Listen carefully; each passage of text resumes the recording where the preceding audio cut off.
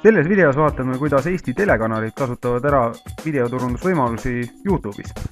Miks just telekanalid, aga sellepärast, et videoturunduse tegemine telekanalitele on imelihtne. Neil on kogu materjal sisuliselt olemas, jääb ainult üleslaadimise ning optimeerimise vahe. Eestis on 3 suuremat telekanalit. Rahvusringhääling ehk ETV, Kanal 2 ja TV3. Alustame ETV-st, kelle YouTube'i kanali nimi on youtube.com Rahvusringhääling. Sellelt lehelt leiame väga aktiivse kanali, kus kokku on üles laetud 674 videot. Videote laadimine toimub peaaegu iga päev. Video vaatamisi on kokku üle 1,4 miljoni, kanali vaatamisi üle 25 000 ja hästi on ära kasutatud siin ka linkimine koduleheküljele ja ka kanaliga liitunuid ehk subscribe inuid on ligi 300. Kanalile on ka ports kommentaare. Kommentaaridele pole kanali poolt vastuseid tulnud, kuid 1,4 miljonit vaatamist on päris hea saavutus, mida Rahvusringhääling on tänu YouTube'ile omale juurde saanud. Mida võiks Rahvusringhääling YouTube'is veidi paremaks teha, on ehk playlistide loomine populaarsematele saadetele. Antud hetkel on siin 6 playlisti.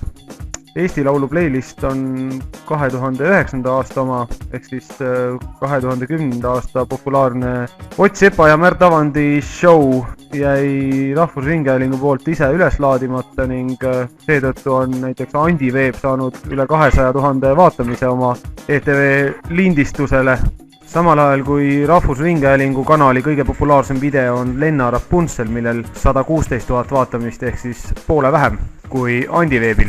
Tegemist ei olegi vist videoga, vaid on audioga ehk siis ainult heli on siin ja üks Lenna pilt. See siis kõige populaarsem video antud hetkel Eesti Rahvusringhäälingu YouTube'i kanalis. Ja tõsiselt tasuks Rahvusringhäälingul mõelda 2011. aasta peale, kui samad populaarsed koomikud teevad uusi nalju ning nende üleslaadmine võiks Rahvusringhäälingu poolt toimuda juba mõned minutid pärast saate lõppu. Vaatamisi, klikkimisi ja linkimisi tuleks tuhandeid, kui mitte 100 000. Kanali mõttes on taustavärv valitud sobilik ERR-i sinine, kuid selle väljavahetamine logoga pildi vastu on pildi olemasolul vähem kui poole minuti küsimus. Optimeerimise mõttes võiks vaadata seda, et osad videod, mis üles laetud on jäänud pealkirjata. Näiteks selline video, mille faili nimi tõenäoliselt oligi seesama jaanusjärva.mpg, pealkiri jäänud muutmata ning alati tasub kirjeldus alustada lingiga oma kodulehele või selle saatelehele, sest see on siin klikitav ja tasub seda video sisu siin veelgi pikemalt lahti seletada. Tegemist on 11 minuti pikkuse saatega ja selle vaatamine kindlasti oleks lihtsam, kui see video sisu siin all pikemalt lahti seletatud on, sest selleks on ruumi 1000 tähemärki. Nagu näha, siin on kasutatud täisekraani 16:9 formaati YouTube'ist maksimaalne välja võetud tehniliselt, kuid vaatame siin viimaseid videosi, siis millegi pärast, kas või see sama kõige viimane tänasel päeval, nagu näha, siis see oluliselt väiksemas aknast. Tasub seda tehniliselt tähele panna, palju mugavam vaadata suuremat pilti ja miks mitte siis kõiki võimalusi ära kasutada. Samamoodi pealkirja väljamõtlemine, ruumiloojad, võib-olla veidi pikemalt selgitada, millega tegemist on. Optimeerimise mõttes on see kõige olulisem osa videoturundust. Selline on siis Rahvusringhäälingu konto YouTube'is. Lihtne kujundus, palju sisu ja piisavalt palju vaatajaid. Järgmisena vaatame Rahvusringhäälingu ehk suurimat konkurenti Eestis, Kanal 2. Kanal 2 konto YouTube'is on Kanal 2 Eesti. Tõenäoliselt sellepärast, et Kanal 2 on maailmas päris palju ning Kanal 2 on ammu ära võetud kanal. Kanal 2 YouTube'i kanal näeb välja, nagu te näete, palju kujundatum, palju stiilsem, kuid nagu ka näha, on siis palju vähem vaatamisi. Kokku veidi üle 7500 video vaatamise ja miks see nii on? Seda näeb siit samast viimasest üles laetud videost, see on tehtud 20. mail ja kui vaatame kanali kirjeldust, siis kanal on loodud 1. aprillil. Siis Kanal 2 YouTube'i konto on aktiivne olnud vähem kui 2 kuud ja needsamad 7000 vaatamist Kanal 2 videotele tuli siis selle sama 2 kuu jooksul.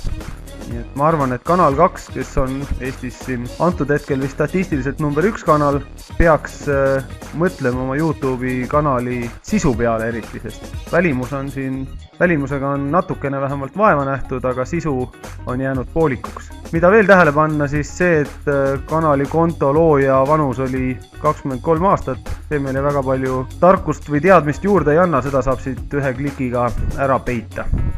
Juhul kui Kanal 2 lisab oma kanalisse sisu, siis kindlasti lisanduvad siia ka vaatajad. Loomulikult nii Kanal 2, TV3 kui Rahvusringhääling näitavad oma saateid tagantjärgi ka oma veebilehtedel, kuid YouTube'is paralleelselt kohalolemine on kindlasti lihtne ja tähtis, sest internetis tasub olla seal, kus on ka vaatajad.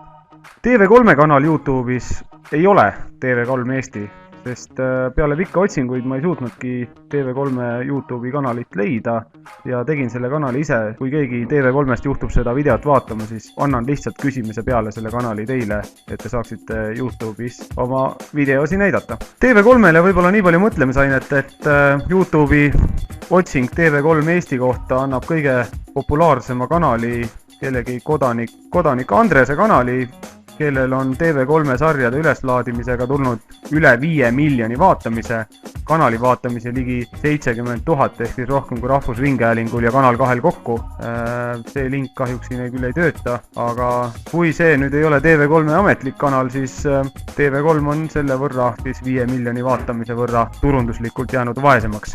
Tasub YouTube'is kindlasti kohal olla ja miks mitte aadressil youtube.com TV3 Eesti. Selline oli siis kiire ülevaade Eesti telekanalite YouTube'i ärakasutamisest. Nagu näha, Rahvusringhääling siin on kõige aktiivsem, Kanal 2 hea disainiga ja TV3 tänu Andresele kõige vaadatum. Video eesmärk siiski ei olnud mitte analüüsida kanaleid, vaid näidata YouTube'i võimalusi läbi konkreetsete näidete. Telekanalitel, nagu öeldud, on videoturundust YouTube'is väga lihtne teha, sest on vaid üleslaadimise ja optimeerimise vaev. Kui abi vaja, videoturundus.ee veebilehekülg aitab.